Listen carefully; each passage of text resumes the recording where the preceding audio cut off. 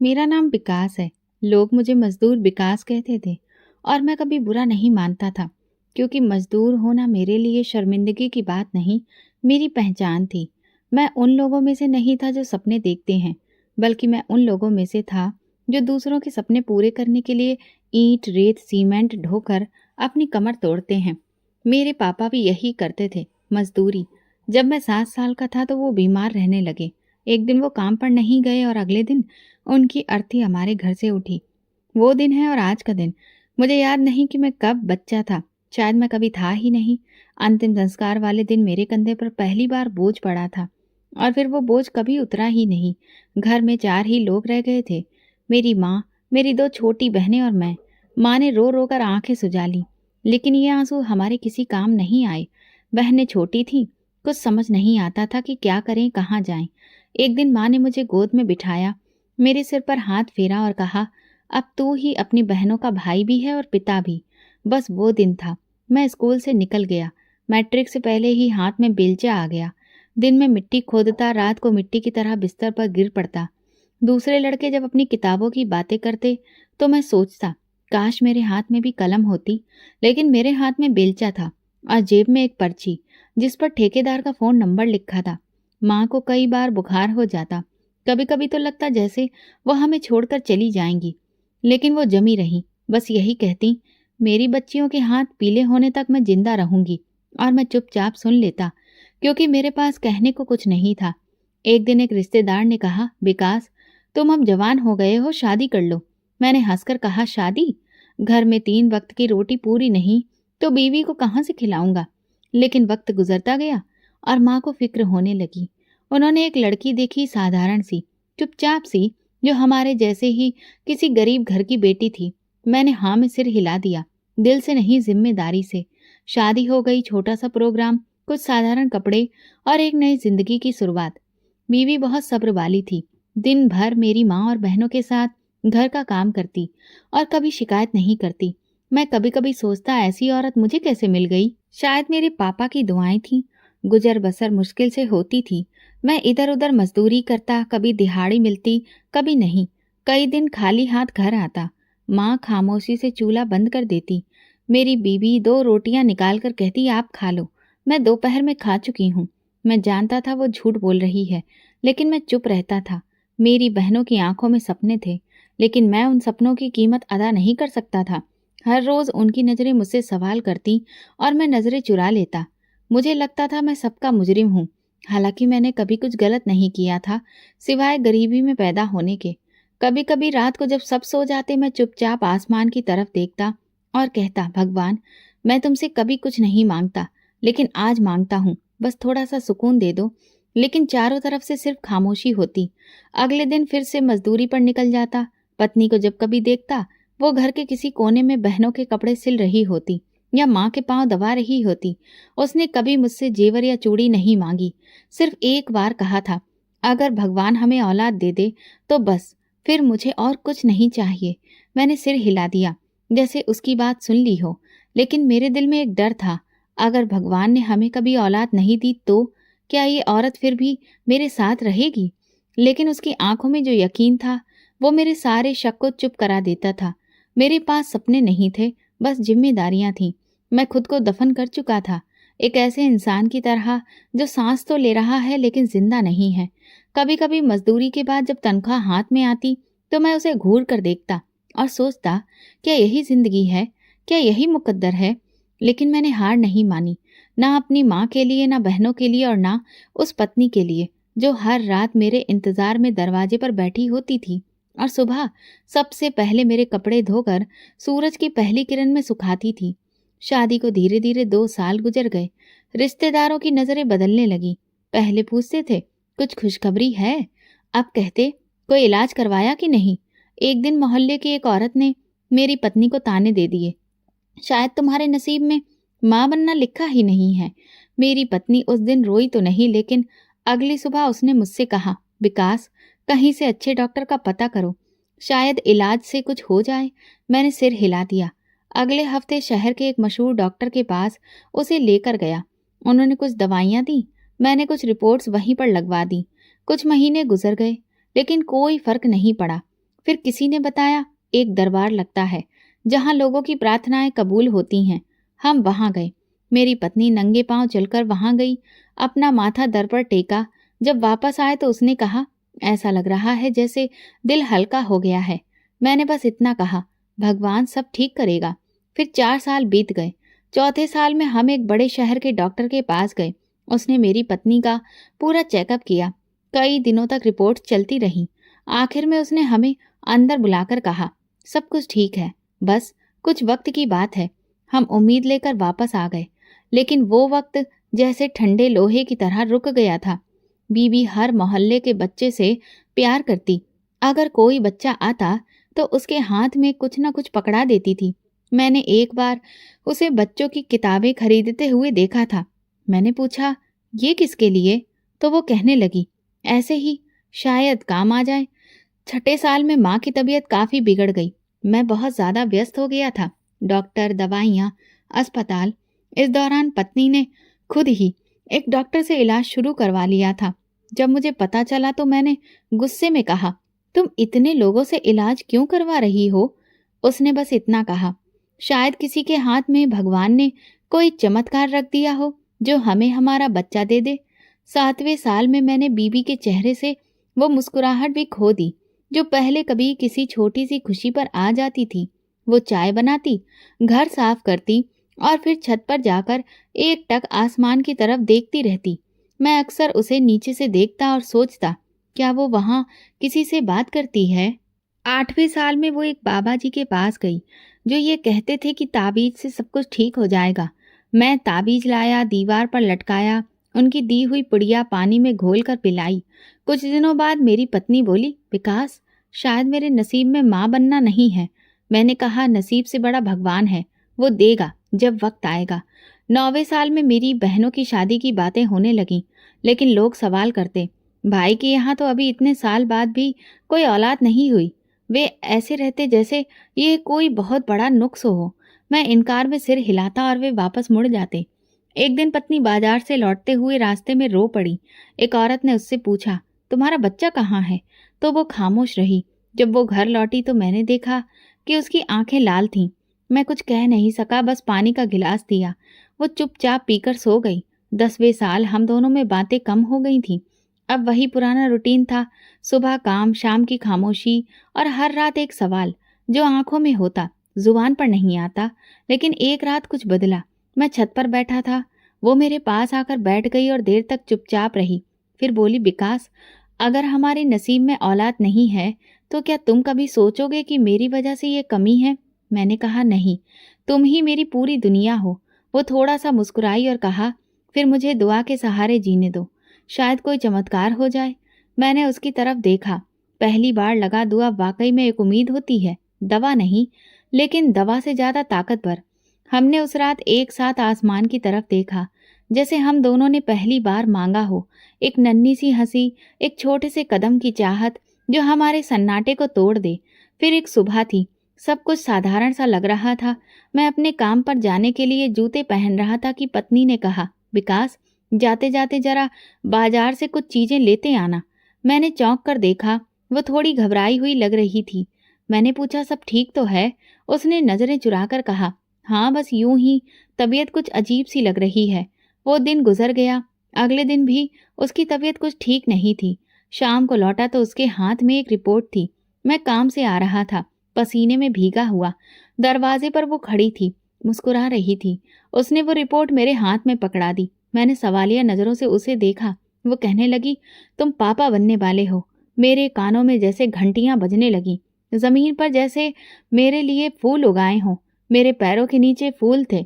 मैंने दोबारा से उस कागज को देखा, जैसे कि मुझे भरोसा ही नहीं हो रहा हो। वो हंस रही थी और मैं खामोशी से उसे देख रहा था, जैसे कोई सपना आंखों के सामने जिंदा हो गया हो। मैं उस लम्हे कुछ बोल ही नहीं पाया, बस बाहर निकला और सीधा मंदिर गया। वहां सिर झुकाया और काफी देर तक हाथ जोड़े बैठा रहा। पंडित जी ने मेरे कंधे पर हाथ रखा। सब ठीक है विकास? मैं खड़ा हुआ, आंखों में आंसू थे। बस इतना कहा, भगवान ने आज मेरी सुन ली है। वापसी पर मैं सबसे पहले पत्नी के लिए फल लाया, फिर मोहल्ले के 2 बच्चों को 5-5 रुपए दिए। वो खुशी मेरे लिए किसी खजाने से कम नहीं थी। अगले दिन काम पर गया लेकिन दिल वहीं घर पर अटका रहा। दोपहर में ठेकेदार से छुट्टी मांगी। उसने वजह पूछी। मैंने कहा मैं पिता बनने वाला हूँ। वो मुस्कुराया, जेब से 500 रुपए का नोट निकाला। ये मेरी तरफ से मिठाई। इस शाम मोहल्ले की दुकान से मैं मिठाई खरीदी, 2 किलो बर्फी, आधा किलो लड्डू, कुछ जलेबियां। दुकानदार हैरान होकर बोला, आज क्या बात है विकास भाई? मैंने कहा, प्रार्थनाओं का फल मिल गया है। वो कुछ समझ नहीं पाया लेकिन खुशी मेरे चेहरे से टपक रही थी। मैंने मोहल्ले के हर घर में जाकर मिठाई बांटी। कुछ नहीं पूछा, कुछ ने कहा कि बस आशीर्वाद मिला। मेरी माँ ने जब मिठाई का डिब्बा देखा तो आंखें फैली। विकास, तुम सच कह रहे हो? मैंने सर हिलाया। वो बोली, शुक्र है भगवान का, उसने आखिरकार सुन ली। अब मेरी पत्नी की सेहत का ख्याल रखना मेरी जिंदगी का मकसद बन गया था। हर हफ्ते उसका चेकअप करवाता था। फल, दूध, अच्छा खान पान। एक दिन पत्नी ने कहा, विकास इतना खर्चा मत करो, अभी तो बहुत वक्त है। मैंने कहा, ये वक्त ही तो सबसे कीमती है। मैंने एक लम्हा भी बर्बाद नहीं करना चाहता था।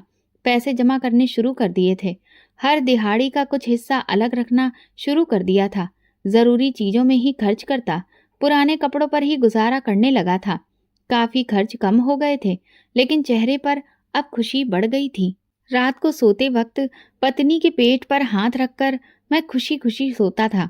एक दिन वो बोली, क्या सोचते हो? मैंने कहा, मैं ये सोच रहा हूँ कि हमारा बच्चा कैसा होगा, तुम्हारे जैसा या मेरे जैसा। वो हंसने लगी।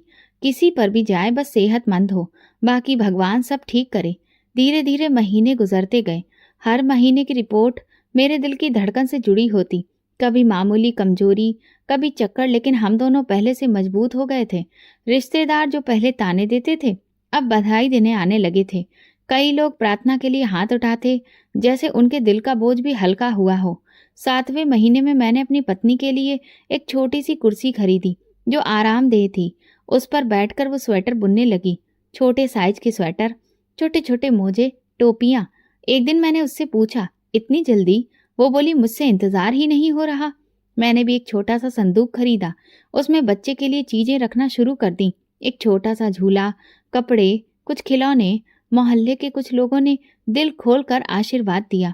कुछ ने पुरानी चीजें भी दे दी। मेरे लिए वो सब किसी कीमती खजाने से कम नहीं था।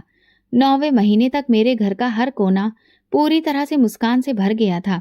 मेरी माँ रात को जाग जाग कर भगवान से प्रार्थना करती। बहनें जो कभी चुप रहती थीं अब बच्चों के लिए नए नए नाम सोचती थीं। फिर वो दिन भी आ गया जिसका मैं बरसों से इंतजार कर रहा था। मेरी पत्नी को दर्द शुरू हुआ तो मैं उसे तुरंत ही अस्पताल लेकर गया। सर्दियों की सुबह थी। सूरज अभी पूरी तरह से निकला भी नहीं था। माँ भगवान के आगे बैठकर पूजा कर रही थी। बहनें घबराई हुई थी और मैं खुद भी कुछ समझ नहीं पा रहा था। बस अस्पताल के बाहर चक्कर पर चक्कर काट रहा था। 2 घंटे बाद नर्स बाहर निकली। उसके चेहरे पर मुस्कुराहट थी। बधाई हो, बेटा हुआ है। ये सुनते ही मेरे शरीर में जैसे करंट दौड़ गया। मैं तुरंत ही दरवाजे की तरफ लपका लेकिन नर्स ने रोक दिया। थोड़ी देर रुक जाइए, सफाई हो रही है। मैं दीवार के साथ टेक लगाकर खड़ा हो गया। मेरे हाथ कांप रहे थे, आंखें छलकने लगी थीं। थोड़ी देर बाद अंदर जाने की इजाजत मिली।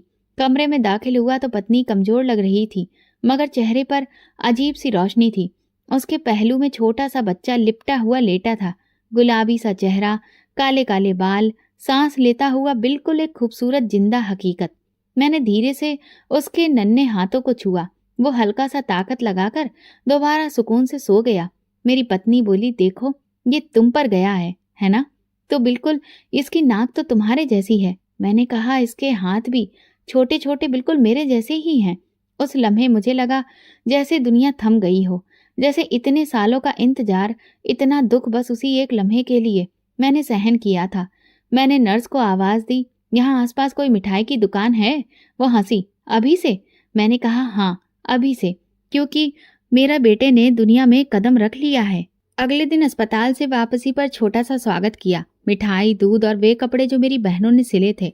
माँ ने बेटे को गोद में लिया तो वो देर तक चुपचाप उसे लिए बैठी रही और उसके माथे को चूमती रही। बहनों की आंखों में अजीब सी रोशनी थी, जैसे उनकी जिंदगी में भी कोई नया सा रिश्ता आ गया हो। मैंने अपने बेटे का नाम राहुल रखा। सब उसे इसी नाम से पुकारने लगे। काम पर जाता तो बार बार फोन करके पूछता, राहुल ने दूध पिया? रो तो नहीं रहा है? पत्नी अक्सर हंसकर कहती, तुम अपने बेटे से ज़्यादा खुद को संभालो, काम पर ध्यान दो। मैं कहता कि काम तो मैं इसी के लिए कर रहा हूँ। दिहाड़ी के जब पैसे मिलते तो मैं उसे बेटे के लिए कुछ ना कुछ ज़रूर लेकर आता। कभी कोई छोटा-सा खिलौना, कभी एक दूध की बोतल। मुझे लगता कि ये चीज़ नहीं, मेरी मोहब्बत है जो मैं उस पर वार रहा हूँ। घर और काम के बीच में ज़िम्मेदारियाँ बढ़ गई थीं। सुबह काम पर निकलता तो सूरज पूरी तरह से निकला हुआ भी नहीं होता। शाम को वापसी पर कमर सीधी करने की फुर्सत भी नहीं मिलती थी। बीवी के लिए दवा, माँ के लिए दवाइयाँ, बहनों के लिए छोटा-मोटा सामान, सब कुछ मेरी जेब और वक्त से बाहर था, लेकिन मैं कभी भी नहीं रुका। एक दिन मैंने बहनों को बात करते हुए सुना, हमारी उम्र निकलती जा रही है। विकास भैया के बस में हो तो हमारी शादी भी हो जाए। माँ चुपचाप बैठी थी, शायद उनके दिल में बहुत कुछ था, लेकिन जुबान पर नहीं। रात को जब अपनी पत्नी से बात की तो वो कहने लगी, अपने बच्चे के बाद हमें उनके लिए भी सोचना होगा, वरना उनके मन में खटास आ जाएगी। अगले दिन मैंने बहनों की शादी के लिए अलग से पैसे जमा करने शुरू कर दिए, लेकिन दवाओं, बच्चों के खर्च, राशन, सब कुछ तो पहले से ही मुश्किल से पूरा हो पा रहा था। मैंने फिर कुछ और अलग से काम करने शुरू किए। हफ्ते में 2 दिन रात की मजदूरी, इतवार को छोटे-मोटे काम। बस यही उम्मीद थी कि जल्दी ही कुछ बंदोबस्त हो जाएगा। मुन्ना मेरा 6 महीने का हो गया था और मैं ये देखकर हैरान होता था कि वक्त कैसे पंख लगाकर निकल गया। वो मुस्कुराने लगा था, उंगली पकड़कर हल्की-हल्की आवाजें निकालता। उसकी एक मुस्कान मेरी सारी थकान को उतार देती थी। एक दिन जब मैं घर आया तो देखा बहनें एक कोने में बैठी रो रही थीं। माँ ने बताया किसी ने उनका रिश्ता देखने से इनकार कर दिया। कह दिया कि माँ बीमार है और भाई पर तो बहुत जिम्मेदारी है। बीवी और बच्चा तो पहले से ही है। मैं चुप हो गया, कुछ कहने के लिए था ही नहीं। उसी रात मुझे नींद नहीं आई, लेकिन सुबह राहुल की हंसी सुनकर लगा जैसे भगवान कह रहा हो कि हिम्मत ना हारो, अभी तो बहुत कुछ बाकी है। राहुल की 5वीं सालगिरह बहुत साधारण थी। ना कोई जश्न, ना मेहमानों की कतार, बस मैं, बीबी, माँ और 2 बहनें। छोटा सा केक काटा, राहुल ने पहली बार अपनी मोमबत्तियां खुद बुझाईं, तालियां बजी, हमने दुआएं की और उसकी हंसी से घर का हर कोना रोशन हो गया। फिर जैसे एक धुंध आ गई। कुछ दिन बाद राहुल ने रात को खांसी की शिकायत की। मैंने सोचा मौसम बदला है, बच्चे के साथ अक्सर ऐसा हो ही जाता है। पत्नी ने उसका बुखार चेक किया, हल्का था। हमने उसे नीम के पत्तों की भाप दी। ये पुराना नुस्खा है जिसने कई बार काम दिखाया था। अगली सुबह बुखार तेज हो गया था, सांस भी फूली फूली सी थी। मैं उसे पास वाले क्लिनिक में लेकर गया। डॉक्टर ने कहा छोटा मोटा वायरस है, मैं दवा दे रहा हूँ, 2 दिन में फर्क पता चल जाएगा। 2 दिन गुजर गए, फर्क नहीं आया। तीसरी रात राहुल की सांसें तेज हो गईं। पत्नी चीखने चिल्लाने लगी, विकास ये सांस नहीं ले पा रहा है। मैं हड़बड़ाकर उठ बैठा, उसे गोद में उठाए रात के अंधेरे में फिर से क्लिनिक की तरफ दौड़ पड़ा। डॉक्टर ने नेबुलाइजर लगाया। कुछ देर के बाद सांस में थोड़ा सुकून आया। मैंने पूछा, क्या ये साधारण जुकाम बुखार है? वो बोला, लगता तो वैसा ही है, मगर थोड़ा सावधानी रखें।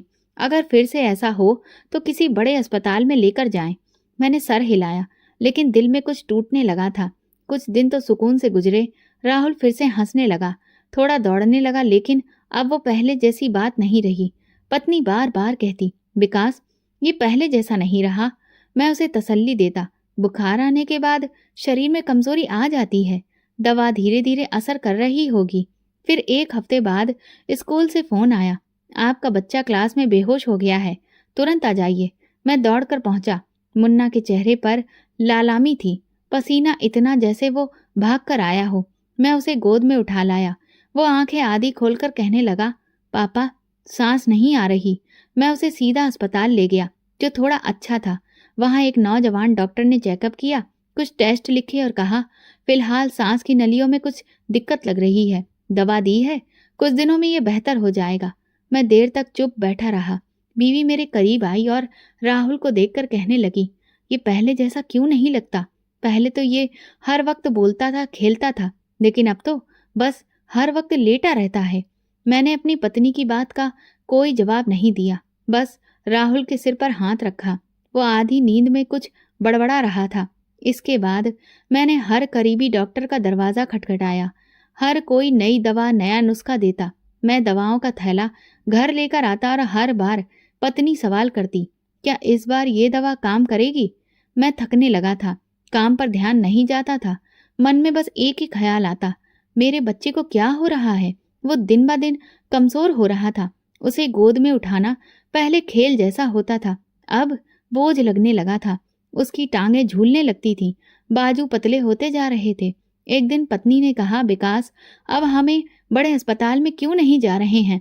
तुम देख रहे हो कि यहाँ के इलाज से कुछ भी नहीं हो रहा। मैं खामोश रहा। जब मेरे पास इतना कुछ भी नहीं था तो प्राइवेट अस्पताल में जाने का मतलब था हजारों रुपए, और मेरे पास तो सिर्फ थोड़े पैसे थे। लेकिन अगली ही सुबह वही हुआ जिसने मेरे पैरों तले की जमीन खींच ली। राहुल को अचानक बहुत तेज बुखार आया। उसकी सांस उखड़ गई और वो इतना कमजोर हो चुका था कि सीधे बैठने की ताकत भी नहीं रही थी। पत्नी ने कपड़े बदलते हुए चिल्लाना शुरू किया, विकास, ये क्या हो रहा है? ये तो 2 कदम भी नहीं चल पा रहा। मैंने उसी वक्त फैसला किया, कुछ भी हो उसे शहर के बड़े अस्पताल लेकर जाना है। घर में मौजूद सारे पैसे समेटे, पत्नी की 2 पुरानी चूड़ियां रखी, बहनों से माफी मांगी और बेटे को गोद में उठाकर अस्पताल की तरफ निकल पड़ा। रास्ते में राहुल की आंखें बंद होने लगीं। मैंने उसके गाल पर थपकी दी। राहुल, देखो, पापा है तुम्हारे साथ। अभी डॉक्टर आंटी तुम्हें ठीक कर देंगी। बस थोड़ा सा और सब्र कर लो। वो कमजोर सा मुस्कुराया, जैसे कि मुझे हिम्मत देने की कोशिश कर रहा हो। शहर अभी दूर था, लेकिन मेरे दिल में बस एक ही प्रार्थना थी, बस अस्पताल पहुंचने तक वो जागता रहे। शहर के अस्पताल पहुंचते पहुंचते शाम हो चुकी थी। राहुल का शरीर पसीने से भीगा हुआ था। सांस इतनी तेज थी जैसे हर सांस किसी पत्थर को उठाकर ला रही हो। पत्नी की गोद में वो बेसुध सा पड़ा था और मेरी नजरें गेट पर लगी थी, जहां अंदर जाने की इजाजत एक रजिस्ट्रेशन और रकम से जुड़ी हुई थी। मुख्य गेट पर पहुंचे तो वहां कागजात भरवाए गए। डॉक्टर को दिखाया गया। नर्स तुरंत राहुल को इमरजेंसी रूम में लेकर गई। हम दोनों बाहर बैठे थे। सांसें रुकी हुई थी। दिल तो जैसे हाथ में आ गया था। कुछ देर बाद डॉक्टर बाहर आया। उसका चेहरा गंभीर था। वो बोला, हमने उसका चेकअप कर लिया है। तुरंत ही उसे एडमिट कराना होगा। दिल के बॉल्व में रुकावट है। तुरंत ऑपरेशन करना होगा। मेरी पत्नी ने डॉक्टर का बाजू पकड़कर पूछा, क्या वो बच जाएगा? डॉक्टर ने पलकों को झुकाते हुए कहा, अगर वक्त पर इलाज हो गया तो हाँ, लेकिन देर हुई तो फिर हम कुछ नहीं कह सकते।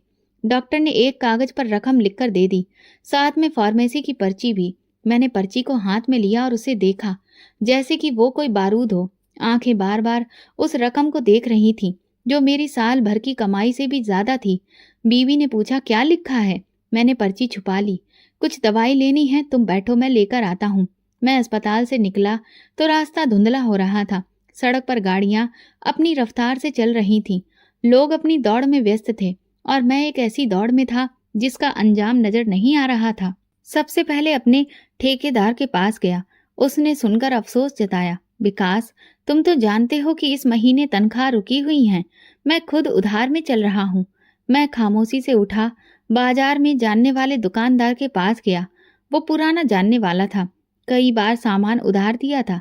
इस बार बोला, विकास भाई, दिल तो कहता है कि मदद करूं, लेकिन पिछली बार भी रकम लौटाने में तुम्हें 6 महीने लग गए थे। मैंने एक आह भरी, इस बार बच्चा मर जाएगा। तब भी क्या 6 महीने काफी होंगे? उसने नजरें झुका ली, लेकिन रकम नहीं थी।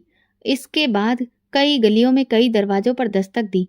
एक ने कहा, मेरे बच्चे भी बीमार हैं। दूसरे ने कहा, पापा की दवाइयां लानी पड़ती हैं। कोई दरवाजा उम्मीद नहीं बन सका। पत्नी का फोन आया, विकास, डॉक्टर पूछ रहे हैं कि पैसों का क्या बंदोबस्त है। मैंने कहा, मैं रास्ते में हूँ, कुछ ना कुछ हो जाएगा। एक लम्हे को मैं रुका और सोचा, क्या किसी रिश्तेदार के पास जाऊं? लेकिन वही लोग जिन्होंने बहन के रिश्तों से भी इनकार कर दिया, वे पैसे क्यों देंगे? फिर भी मैं गया। मामा के घर पहुंचा। घंटी बजाई, दरवाजा खुला। उन्होंने सुना, अफसोस जताया, ये सब भगवान की मर्जी है, प्रार्थना करो, सब ठीक हो जाएगा। मैंने कहा, प्रार्थना के साथ साथ दवा भी चाहिए, लेकिन उसके लिए रकम नहीं है। वो बोले, मेरी बेटी की शादी है, खर्चा बहुत हो रहा है। मैंने हल्की सी हंसी हंसी तो मेरा बेटा शायद नसीब में नहीं था। वो चुप हो गए। मैं दरवाजे से पलट गया। अब जो बची थी वो थी माँ। फोन मिलाया, माँ, जेवर या सामान रख दो किसी के पास, रकम की जरूरत है। तभी आवाज आई, बेटे, तेरे बाप के जमाने की कुछ चीजें हैं, देखती हूँ, शायद कुछ काम आ जाए। मैं देर रात तक भागता रहा। जो थोड़े बहुत पैसे जुटाए उनसे दवाइयाँ खरीदी। अस्पताल पहुंचा, नर्स बोली, सर कल तक रकम जमा हो जानी चाहिए। पत्नी ने कुछ पूछा नहीं, सिर्फ बेटे के सिर पर हाथ फेरती रही। उसकी सांसें पहले की तरह ही भरी हुई थीं, जैसे हर लम्हा खुद को किसी कैद से छुड़वाना चाहता हो। मैं चुप बैठा रहा। सुबह सूरज निकला। मैं समझ चुका था अब सिर्फ एक चमत्कार ही मेरे बेटे को बचा सकता है, या कोई ऐसा हाथ जो बिना सवाल के थामा जाए। और वो हाथ अभी तक कहीं नजर नहीं आया था। रात के आखिरी पहर तक मैं अस्पताल की गैलरी में बेमकसद चलता रहा। डॉक्टर की बातें मन में गूंज रही थीं। कल सुबह तक रकम नहीं पहुंची तो हम कुछ भी नहीं कर पाएंगे। पत्नी एक कोने में बैठी थी, बेटे का सिर गोद में रखा हुआ, और मैं एक ऐसी जंग में था जिसका हथियार मेरे हाथ में नहीं था। सुबह होने को थी। रोशनी ने अंधेरे को धकेलना शुरू किया तो दिल में कुछ और डूबने लगा। मैंने खुद को कमरे से बाहर निकाला, पार्किंग में जाकर बेंच पर बैठ गया। ठंडी हवाएं चेहरे को छू रही थीं। तभी याद आया, घर में पापा का एक पुराना हथियार पड़ा है। कभी वो हिफाजत के लिए रखा था, अब जरूरत कुछ और थी। पत्नी को बताया, मैं पैसों का बंदोबस्त करने जा रहा हूँ, तुम फिक्र मत करो। वो कुछ न बोली। शायद वो भी किसी चमत्कार की उम्मीद छोड़ चुकी थी। मैं ऑटो में बैठा और सीधा गांव गया। स्टोर रूम में पहुंचा, लकड़ी की पुरानी अलमारी खोली, कपड़ों के नीचे लिपटी हुई चीज निकाली, हाथ में पकड़ी तो हथेली कांप गई। पापा की आवाज कानों में गूंजी, ये सिर्फ जरूरत पड़ने पर ही उठाना, वरना ये चीज कभी जिंदगी बचाती नहीं, बिगाड़ देती है।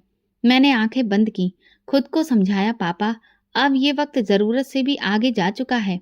मैंने उसे कपड़े में लपेटकर जेब में रखा और शहर की तरफ निकल गया। सड़क की शुरुआती रास्ते पर आकर मैं सड़क किनारे रुक गया। मंदिर से आरती की आवाजें आ रही थीं, लोग आ जा रहे थे, लेकिन मैं सड़क किनारे खड़ा अपनी किस्मत का हिसाब किताब कर रहा था। आती जाती गाड़ियों को देखता रहा, जैसे किसी इशारे का इंतजार हो। कुछ देर बाद एक सफेद गाड़ी आती दिखाई दी, जिसकी रफ्तार हल्की थी। अंदर एक औरत और एक ड्राइवर था। मैंने हाथ दिया, गाड़ी रुक गई। ड्राइवर ने शीशा नीचे किया। जी भाई साहब, लिफ्ट चाहिए, बहुत इमरजेंसी है। ड्राइवर कुछ कहने ही वाला था कि पीछे बैठी औरत ने कहा, बेचारे को बिठा लो, पता नहीं कितनी मजबूरी है। मैं फ्रंट सीट पर बैठ गया। गाड़ी चलने लगी। मैं चुपचाप बैठा रहा। थोड़ी दूर जाकर मैंने धीरे से जेब से पिस्तौल निकाली और सीधा ड्राइवर की तरफ की। गाड़ी रोको। ड्राइवर ने घबराकर ब्रेक लगा दिए। औरत चिल्लाई, क्या कर रहे हो भाई? मैं पीछे पलटकर बोला, जो कुछ भी तुम्हारे पास है सब निकालो, जेबर, पैसे, जो भी हो, जल्दी करो। औरत ने हाथ जोड़ लिए। भगवान का वास्ता है, मेरे पास कुछ भी नहीं है। ये सारे पैसे मेरी बेटी के इलाज के लिए हैं। उसके दिमाग में चोट लगी है, मैं अभी अस्पताल ही जा रही हूँ। मैंने कठोर लहजे में कहा, मुझे कोई फर्क नहीं पड़ता कि तुम्हारे साथ क्या हो रहा है। मेरा बेटा भी इस वक्त अस्पताल में है और उसके दिल के बल्ब बंद हो चुके हैं, वो मर रहा है। औरत की आवाज कांपने लगी। मैंने सब कुछ बेचकर ये पैसे जमा किए हैं। अगर मैं वक्त पर नहीं पहुंची तो मेरी बेटी नहीं बचेगी। प्लीज हम पर रहम करो।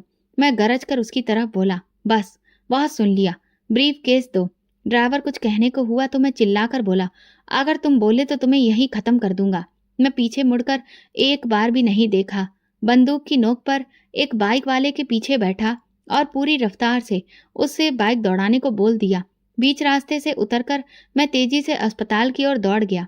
उस पल मुझे कुछ भी सुनाई नहीं दे रहा था, बस दिल में एक ही बात गूंज रही थी, मेरा राहुल बच जाए, मेरा बेटा बच जाए। उसी शहर में उसी दिन 2 बच्चे मरने के करीब थे। एक को बचाने के लिए मैंने दूसरे की उम्मीद छीन ली थी। मुझे ये समझ आ चुका था, लेकिन शायद कुछ समझने के लिए बहुत देर हो चुकी थी। अस्पताल पहुंचते ही मैं इमरजेंसी की खिड़की पर लपका, बैग मेज पर रखा और सांस चढ़ाते हुए बोला, रकम लाया हूँ, तुरंत डॉक्टर को जानकारी दे। नर्स ने हैरानी से मेरी ओर देखा, पर्ची ली, बैग देखा और तुरंत फोन उठाया। 2 मिनट बाद डॉक्टर आया, कागजात देखे, पेमेंट की रसीद देखी और बोला, ठीक है, बच्चे को तुरंत ऑपरेशन थिएटर में ले जा रहे हैं। मैं पत्नी की तरफ मुड़ा, वो बेटे के चेहरे को बार बार प्यार से सहला रही थी। डॉक्टर ने कहा, अब आप लोग बाहर इंतजार करिए। पत्नी ने आंखों में आंसू लिए बेटे के माथे पर आखिरी बार हाथ रखा और नर्स के साथ वो अंदर चला गया। हम दोनों दरवाजे के बाहर बेंच पर बैठकर अस्पताल के हालातों को देख रहे थे। कदमों की आवाज, मरीजों की कराहट, सब जैसे किसी फिल्म की आवाजें थीं और हम एक सीन में पत्थर जैसे बैठे थे। 4 घंटे गुजर गए। हर गुजरते मिनट के साथ दिल की धड़कन तेज होती जा रही थी। मैं एक बार फिर अस्पताल के मंदिर के कोने में जा बैठा। कुछ भी मांगने का ढंग भूल चुका था। बस खामोशी में आंखें बंद करके बैठा रहा। फिर अचानक एक नर्स ने आवाज दी, विकास जी, डॉक्टर साहब बुला रहे हैं। दिल जैसे गले में आ गया। मैं भागता हुआ गया। दरवाजा खुला, डॉक्टर मुस्कुरा रहा था। बधाई हो, ऑपरेशन कामयाब हो गया है। अब बस कुछ दिन आईसीयू में रहकर बच्चे को पूरी तरह आराम देना है। मैं बिना पलक झपकाए बस देखता रहा। शब्द गले में अटक गए थे। पत्नी पीछे आ गई, डॉक्टर की बात सुनी और वो तुरंत ही भगवान को धन्यवाद देने लगी। हमारी सारी दुनिया एक खबर में लिपटी हुई थी, बेटा बच गया था। अगले कुछ घंटे मैं कमरे के बाहर लोगों से मिलता रहा, पत्नी को तसल्ली देता रहा और भगवान का शुक्रिया अदा करता रहा। दिल चाहता था कुछ ऐसा करूं कि ये खुशी किसी और को भी मिल जाए। दोपहर में अस्पताल के पास की मिठाई की दुकान से 5 किलो मिठाई ली। वापसी में रास्ते में हर राहगीर को आवाज दी, मिठाई लीजिए, मेरा बेटा बच गया है, दुआएं दीजिए। डॉक्टर से नर्स, सफाई वाला, गार्ड, सबको मिठाई दी। अस्पताल के वार्ड में कुछ मरीजों के तीमारदारों को भी दी। सब हैरान होकर पूछ रहे थे, क्या हुआ? मैं कहता, बस जिंदगी वापस मिल गई, दुआ कीजिएगा। पत्नी ने धीरे से कहा, इतनी मिठाई बांट रहे हो, पैसे कहाँ से आए? मैंने नजर चुराई। एक दोस्त ने मदद की, बहुत अच्छा इंसान है। उसने शुक्रिया अदा किया। भगवान ऐसा दोस्त सबको दे। बेटे को आईसीयू से निकालकर वार्ड में शिफ्ट कर दिया गया था। अब वो धीरे धीरे बेहतर हो रहा था। चेहरे पर थोड़ी सी रौनक वापस आ गई थी। मैं उसके पास बैठा रहा, उंगली थाम कर। वो सोया हुआ था। पत्नी के चेहरे पर एक अजीब सी तसल्ली थी, जैसे उसने वो सब कुछ पा लिया हो जो अरसे से मांग रही थी। रात को मैं अस्पताल के वार्ड में जा बैठा। अंधेरा फैल चुका था, लेकिन मेरे दिल में रोशनी थी। कुछ देर आंखें बंद की, लेकिन अचानक एक बात मन में गूंजने लगी, मेरी बेटी मर जाएगी, प्लीज मेरे पैसे वापस कर दो। दिल में हलचल सी हुई, लेकिन मैंने ये ख्याल झटक दिया। खुद को समझाया, तुमने जो किया वो बस मजबूरी में किया था। तुम कोई चोर नहीं, एक बाप हो। अगर तुम ऐसा नहीं करते तो तुम्हारा बेटा मर जाता। लेकिन अंदर कोई था जो बार बार कहता, क्या एक जान बचाने के लिए दूसरी जान को छीनना जरूरी था? 2 दिन हो चुके थे। बेटा वार्ड में था, सांस नॉर्मल और चेहरे पर सुकून, और पत्नी की आंखों में वो चमक थी जो सिर्फ एक माँ महसूस कर सकती है। मैं रोजाना जल्दी अस्पताल पहुंचता, नर्सों से रिपोर्ट्स लेता, दवा चेक करता और कभी कभी दूसरे वार्ड के बच्चों के लिए खिलौने या मिठाई लेकर जाता था। मैं वो सब कुछ कर रहा था जो एक शुक्रगुजार बाप करता है। इस शाम मैं निचली मंजिल पर दवा लेने गया। वापसी पर राहदारी से गुजरते हुए एक तरफ कुछ शोर सुनाई दिया। दवा खाने के बाहर एक औरत की रोती हुई आवाज गूंज रही थी। वहां भीड़ लगी हुई थी। मैंने देखा तो एक तरफ रुक गया। कुछ अस्पताल का स्टाफ, कुछ मरीजों की तीमारदार, और बीच में वो औरत हाथ आसमान की तरफ उठाकर बद्दुआएं दे रही थी। जिसने मेरी बेटी के इलाज के पैसे लूटे, भगवान करे वो अपनी औलाद को तड़पते हुए देखे। भगवान करे कि वो कभी भी चैन से सो न सके। मैं उसकी आवाज सुन रहा था और पहचान गया। कदम पीछे हटाने चाहे, लेकिन ऐसा लगा कि जैसे पैर जमीन से जुड़ गए हैं। मैं दूसरी तरफ मुड़कर उसका चेहरा देखने की हिम्मत नहीं कर सका, लेकिन आवाज साफ थी। मेरी बेटी बस एक ऑपरेशन की दूरी पर थी, लेकिन मैं वक्त पर नहीं पहुंच सकी। खून बहुत बह चुका था। दिमाग की चोट ने उसे लील लिया। एक औरत ने पूछा, आपने डॉक्टर को फोन नहीं किया था क्या? वो औरत बोली, क्या बताती, मेरे पास पैसे नहीं थे। जिसके लिए सब बेचा था वो भी छीन लिए गए। मेरे कान सुन रहे थे, लेकिन दिल इनकार कर रहा था। पसीना माथे पर आ गया। मैं चुपचाप रुख मोड़ने की कोशिश करने लगा, मगर भीड़ में एक नजर मेरे चेहरे पर पड़ गई। एक उम्रदराज आदमी ने मुझे देखा और एक लम्हे को ठहर गया। फिर उसने अपना सिर झुका लिया, जैसे कुछ पहचान लिया हो, लेकिन खामोशी ओढ़ ली। मैं तेजी से वार्ड की तरफ पलटा। कमरे के दरवाजे पर पहुंचा। सांस चल रही थी। पत्नी ने दरवाजा खोला, क्या हुआ, दवा नहीं मिली? मैंने हाँ में सिर हिलाया और अंदर आ गया। बेटा सो रहा था। उसके माथे पर हाथ फेरा, उसकी सांस महसूस की। पत्नी ने बात बदलते हुए कहा, आज वो नर्स बहुत दुआएं दे रही थी कि कितने कम दिनों में बेटे की हालत संभल गई है। मैंने सिर झुकाकर बस इतना कहा, दुआएं? हाँ, शायद किसी की दुआओं ने बचा लिया। लेकिन अंदर की आवाज साफ थी, या शायद किसी की बद्दुआओं के बदले तुमने बचा लिया। अगली सुबह मैंने पत्नी से कहा, मैं थोड़ी देर के लिए बाहर जा रहा हूँ, तुम बच्चे का ध्यान रखना। वो बोली, कहाँ जा रहे हो? मैंने जवाब दिया, बस थोड़ा सांस लेने बाहर जा रहा हूँ। मैं दोबारा दवा खाने के दरवाजे पर पहुंचा। औरत अभी भी वही थी, दीवार से लगी बैठी, आंखों के सूखे आंसू, चेहरा पीला पड़ा। उसके पास वही शख्स बैठा था जो कल मुझे देख चुका था।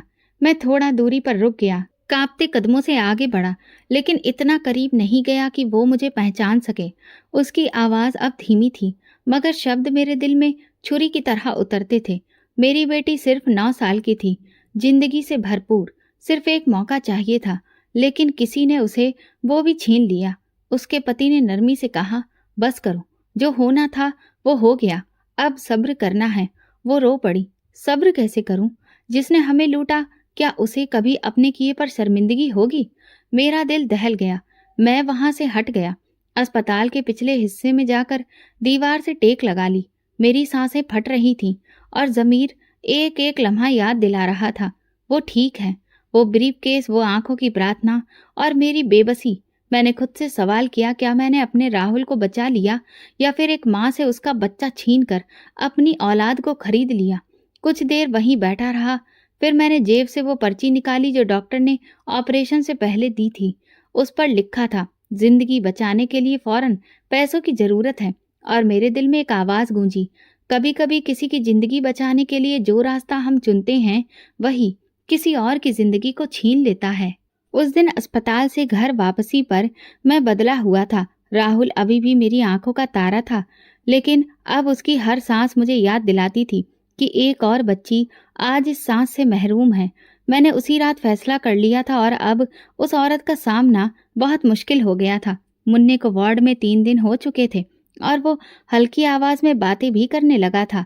बीबी के चेहरे पर सुकून था। माँ ने दुआएं दी और बहनें हर थोड़ी देर में फोन पर हाल पूछती थीं। लेकिन मेरे दिल में अभी भी एक खिंचाव था, जैसे सब कुछ ठीक होकर भी कुछ बाकी हो। डॉक्टर ने कहा, अभी 3 दिन और रखना पड़ेगा, बच्चा कमजोर है, इन्फेक्शन का खतरा है। मैंने इस बात पर सर हिलाया, लेकिन अंदर एक और सोच चल रही थी। मेरी जेब खाली हो चुकी थी। दवा की आखिरी पर्ची मैंने पुराने जानने वाले से पैसे लेकर पूरी की थी। अगली सुबह जब डॉक्टर राउंड पर आए, मैंने पूछा, अगर हम बच्चे को घर लेकर जाना चाहें, दवा वक्त पर देते रहें तो कोई दिक्कत तो नहीं है? डॉक्टर ने आंखें सिकोड़ी। दिक्कत तो है, लेकिन अगर आप जिद करेंगे तो हम कुछ हिदायत दे देंगे, बाकी जिम्मेदारी आपकी होगी। बीवी हैरान हुई, इतनी जल्दी? अभी तो आप खुद ही कह रहे थे कि बच्चा कमजोर है। घर का माहौल अच्छा होगा, बच्चे को आराम मिलेगा और हमें भी कुछ राहत की सांस मिलेगी। मैंने कहा। शाम को सारी कागजी कार्रवाई पूरी की, दवा की लिस्ट बनवाई, पत्नी को साधारण सा कपड़ा दिया कि वो बच्चे को उड़ा दे। नर्स ने सवालिया नजरों से देखा, लेकिन मैंने बस इतना कहा, अभी फिलहाल मजबूरी है, लेकिन वापस आएंगे। रात को 9 बजे हम बाइक पर थे। पत्नी पीछे बच्चे को हाथ में थामे बैठी हुई थी। मैं सड़क पर नजरें जमाए तेज हवा के शोर में अपने ही दिल की आवाजों से लड़ रहा था। घर पहुंचे तो सब हैरान थे। माँ ने कहा, इतनी जल्दी? मैंने कहा, डॉक्टर ने कहा है कि घर का माहौल अच्छा रहेगा, हम दवा वक्त पर देते रहेंगे। बेटा खामोश था, थका हुआ था, लेकिन होश में। बहनों ने उसके लिए बिस्तर बिछाया, बीवी ने दूध गर्म किया, दवा दी और फिर रात को सब सोने चले गए। रात के एक पहर में अचानक बेटे की सांसें तेज होने लगी। वो हड़बड़ाकर उठ बैठा, सीने पर हाथ रखकर, और हल्के से एक दबी चीख निकाली, पापा, सांस सांस नहीं आ रही। पत्नी ने घबराकर मुझे जगाया, विकास, फिर वैसा ही हो रहा है। मैंने उसे गोद में उठाया, उसका शरीर तप रहा था, सांस उखड़ रही थी। मैंने पत्नी से कहा, चलो अभी अस्पताल चलना होगा। माँ पीछे से बोली, क्या हुआ विकास? मैंने बस इतना कहा, बेटा दोबारा बीमार हो गया है, अस्पताल वापस जाना है। फिर वही रास्ता, वही बाइक, वही अस्पताल, लेकिन इस बार सब और था। जैसे मैं जानता था कि मैंने गलती कर दी है। जैसे ही दरवाजे पर पहुंचे, नर्स ने पहचान लिया, आप तो ले गए थे बच्चे को, क्या हुआ? मैंने कहा, तबीयत बिगड़ गई है, सांस नहीं ले पा रहा है। बेटे को दोबारा आईसीयू में अंदर ले लिया गया। डॉक्टर ने दरवाजा बंद किया। मैं और मेरी पत्नी बाहर बेंच पर बैठ गए। उसके होंठ कांप रहे थे, आंखों में वही डर जो पिछले हफ्ते था। उसने सवाल किया, विकास, तुम क्यों उसे वापस लेकर आ गए थे? मैंने तो मना किया था ना। मैंने उससे कहा, मेरे पास अब और पैसे नहीं थे, इसीलिए एडमिट रखना मुमकिन नहीं था। मेरी पत्नी ने मेरे बाजू को झंझोड़ा, तो तुमने उसकी जान के बदले पैसे बचाए हैं, अगर उसे कुछ हो गया तो? मैं चुप रहा। दिल में सिर्फ एक बात थी, क्या मेरी जल्दबाजी ने वो सब बर्बाद कर दिया जो हमने बचाया था? कुछ देर बाद डॉक्टर बाहर आया।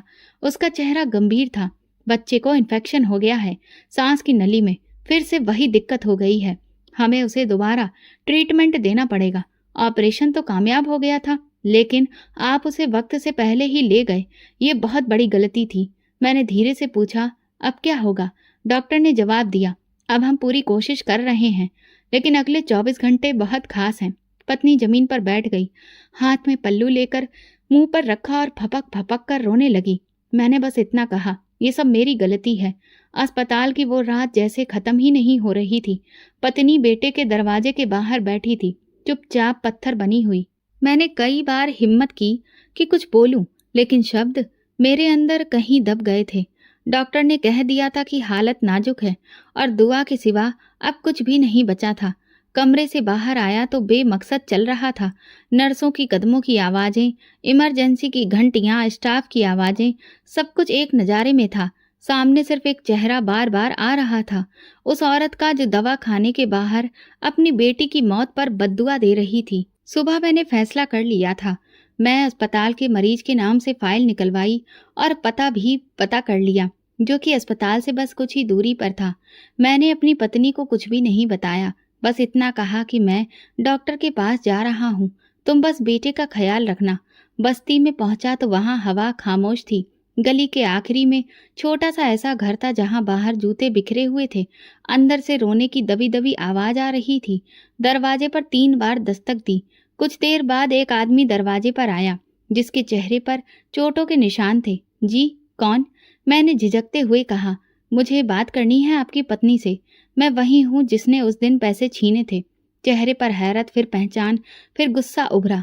उसने एक कदम पीछे लिया, शायद अंदर आवाज देने के लिए।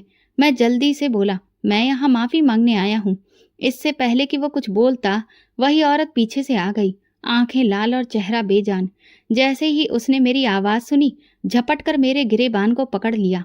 तू था वो, तू था जिसने मेरी बेटी की जान ले ली। मैंने अपने दोनों हाथ जोड़ लिए। हाँ, मैं ही था, पर मैं मजबूर था। मेरा बेटा मर रहा था। मैंने गलत किया, लेकिन आपका दुख देखकर मेरे अंदर सब कुछ खत्म हो चुका है। वो दहाड़ मार मार कर रोने लगी। मेरी बच्ची सिर्फ 9 साल की थी। तुमने मुझे उससे छीन लिया। उसके लिए मैंने सब कुछ बेचा था। क्या वो तुम्हारी मजबूरी से कम थी? मैंने नजरें झुका ली। नहीं, वो भी उतनी ही कीमती थी जितनी मेरे बेटे की जान। मुझे कोई भी अधिकार नहीं था, मैं जानता हूँ, लेकिन मैं अब इस बोझ के साथ नहीं जी सकता। उसके पति ने आगे बढ़कर उसके हाथों से मेरा गिरेबान छुड़वाया। तुम अब कुछ भी कर लो, लेकिन अब हमारी बेटी वापस नहीं आ सकती। लेकिन अगर ये सच है कि तुम पछता रहे हो, तो तुम्हें माफी भी मांगनी होगी और हिसाब भी पूरा करना होगा। मैंने सर हिलाया। मैं अपना घर बेच दूंगा, किराए के मकान में रह लूंगा, पर आपकी रकम पूरी वापस करूंगा, एक एक पैसा लौटा दूंगा। औरत ने मेरा चेहरा भरकर देखा, फिर नीचे बैठ गई। कुछ लम्हे खामोश रही, फिर बोली, तुम जानते हो तुमने क्या किया? तुमने हमें जीते जी मार दिया है। मैंने धीरे से कहा, अब मेरी जिंदगी भी वही है। मेरे बेटे की सांस उसी वक्त में अटक गई थी जब मैंने वो रकम छीनी थी। उसके पति ने कहा, हो सकता है यह हमारे भगवान की तरफ से एक आजमाइश थी। हमने सब कुछ खो दिया और शायद भगवान ने तुम्हें भी एक सबक दिया है। मैंने ब्रीफ केस से जितने पैसे बाकी थे वो निकाले और आगे बढ़ा। ये अभी के हैं, बाकी जैसे जैसे मुमकिन होगा दूंगा। औरत ने वो पैसे नहीं लिए, बस इतना कहा, इसे बच्चे के लिए रखना जिसे तुमने बचाया। मैं तुम्हें माफ करती हूँ, पर अगर तुम वादे से पलटे तो मेरा दिल कभी तुम्हें माफ नहीं करेगा। मैंने सर झुकाकर जमीन को देखा, फिर उनके पैरों को। शुक्रिया, आपने मेरे बच्चे को माफ कर दिया। मुझे तो शायद जिंदगी भर खुद को माफ करना नहीं आएगा। वापसी पर दिल में एक हल्कापन था। मैं जानता था सफर खत्म नहीं हुआ, बल्कि हिसाब का वक्त अब शुरू हुआ था। अस्पताल वापस पहुंचा तो पत्नी बाहर बैठी मिली। मेरे चेहरे पर नजर पड़ी तो बोली, कहाँ गए थे? मैंने सिर्फ इतना कहा, माफी लेने। पत्नी ने बच्चों के कमरे की तरफ इशारा किया। जाकर देखा, वो सो रहा है, लेकिन सांस मामूली है। डॉक्टर कह रहा है एक बार फिर चेकअप के बाद देखने पर पता चलेगा कि कितनी जान बाकी है। मैं दरवाजे पर खड़ा रहा। सांसों की आवाज आ रही थी, लेकिन मेरे दिल में सिर्फ एक प्रार्थना थी, भगवान, अब अगर सजा देनी है तो मुझे देना, बच्चे को नहीं। सुबह सूरज निकला, मुझे तो अस्पताल के कमरे में सिर्फ खामोशी सुनाई दी। पत्नी कुर्सी पर सर झुकाए बैठी थी। डॉक्टर धीरे से अंदर आया, बच्चे की नब्ज चेक की, ऑक्सीजन लेवल देखा और कुछ देर बाद सर हिला दिया। पत्नी ने डॉक्टर की आंखें देखकर सब समझ लिया। उसने बेटे के सीने पर हाथ रखा, फिर पत्थर हो गई। मैं वहीं दरवाजे के पास खड़ा था, जैसे जमीन रुक गई थी। कदम आगे नहीं बढ़े। डॉक्टर मेरे पास आया। हमने पूरी कोशिश की, लेकिन इसकी सांस बहुत कमजोर हो चुकी थी। दिल ने जवाब दे दिया। मेरी आंखें खाली थीं। मैं दरवाजे के कोने पर बैठ गया, कमर दीवार से लगा ली और गर्दन नीचे गिरा दी। पत्नी रोते हुए बेटे को सीने से लगाए थी।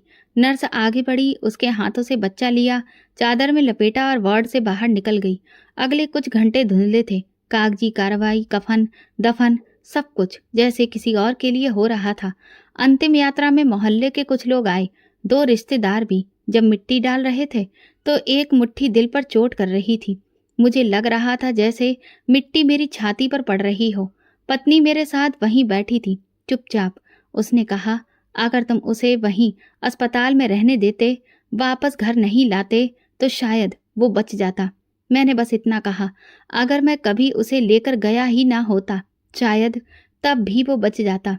वो बोली, नहीं, अगर तुमने वो पैसे ना लिए होते तो शायद किसी और की बेटी बच जाती। भगवान ने हमें दिखा दिया कि दूसरों का हक छीनकर कभी बरकत नहीं आती। उस दिन के बाद मन में हर बार सवाल होता, क्या तुमने खुद को माफ किया? मैंने कभी भी पत्नी से दोबारा इस वाक़ये का जिक्र नहीं किया, ना उस औरत का, ना उसकी बेटी का, ना अस्पताल के दवा खाने का। लेकिन मेरे अंदर वो चीखें अभी भी गूंजती हैं। कभी कभी बाजार में कोई लड़की नजर आती तो मैं रुक कर उसकी माँ को देखता। दिल कहता शायद वही हो, लेकिन हर बार कोई और निकलता और मैं खाली दिल के साथ आगे बढ़ जाता। एक दिन एक पुराना जानने वाला मिला। उसने बताया कि वो इंसान जिसकी बेटी की मौत हुई थी, अब दूसरे शहर चला गया है। उसका छोटा सा कारोबार है। मैंने उसका पता मांगा, लेकिन उसके पास नहीं था। तब से अब तक हर दूसरे महीने मैं उस शहर जाता हूँ, उसे बाजारों में ढूंढता हूँ, अस्पतालों में पूछता हूँ, कभी इस उम्मीद पर कि कोई निशान मिल जाए। मेरे पास जो पैसे होते हैं, जो मैंने बचाए हैं, वही मेरी असली जिंदगी है। लोग कहते हैं मैं बदल गया हूँ, कोई कहता है खामोश हो गया हूँ, लेकिन सच ये है मैं सिर्फ माफी में लगा हूँ। पत्नी कभी कभार पूछती है, क्या तुम अभी भी उसके बारे में सोचते हो? मैं कहता हूँ, जब तक सांस बाकी है तब तक सोचना बाकी है। और आज जब आप ये कहानी सुन रहे हैं, तो ये सिर्फ मेरी कहानी नहीं, ये मेरे ज़मीर की आवाज़ है। भगवान ने मुझे माफ़ कर दिया या नहीं, मैं ये नहीं जानता, लेकिन मैं तब तक चैन से नहीं सो सकूंगा जब तक उसका हक वापस नहीं कर दूं। अपने फ़ायदे के लिए किसी मजलूम का हक छीनना कभी सुकून नहीं दे सकता। तो दोस्तों, अगर आपको हमारी कहानी पसंद आई हो तो कमेंट करके ज़रूर बताएं। वीडियो को लाइक करें और ज़्यादा से ज़्यादा शेयर करें। अगर आप चैनल पर नए हैं तो सब्सक्राइब ज़रूर करें और नोटिफिकेशन बेल दबाएं, ताकि अगली अपडेट सबसे पहले आपको मिले। धन्यवाद।